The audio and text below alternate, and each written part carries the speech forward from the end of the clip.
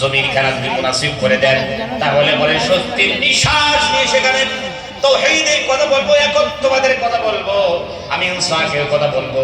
ওই জন্য নবীজি সাল্লাল্লাহু আলাইহি ওয়াসাল্লাম হযরতে আবু বকর সিদ্দিক রাদিয়াল্লাহু তাআলা আনহুকে নিয়ে মদিনার দিকে রওনা হয়ে গেলেন। মদিনাবাসী যখন শুনলেন যে আল্লাহর নবী তিনি আসেন, পদার্পণ করবেন মদিনায়, বিশ্বনবী জনাব মুহাম্মদুর রাসূলুল্লাহ সাল্লাল্লাহু আলাইহি ওয়াসাল্লাম তিনি মদিনায় আসেন, এই কথা শোনার সঙ্গে সঙ্গে সবাই কাতার দিয়া নবীজি সাল্লাল্লাহু আলাইহি ওয়াসাল্লামের অপেক্ষায় থাকলো। নবীজি সেখানে গেলেন, নবীজি সাল্লাল্লাহু আলাইহি ওয়াসাল্লাম সেখানে সত্যের নিঃশ্বাস নিয়ে হকের কথা বলেন, ইনসাফের কথা বলেন, কিন্তু হজম হইল না মক্কাবাসীদের। ভাইরা হামলা করে দিল, বদরের যুদ্ধ হয়ে গেল, আবার হামলা করলো, উহুদের যুদ্ধ হয়ে গেল।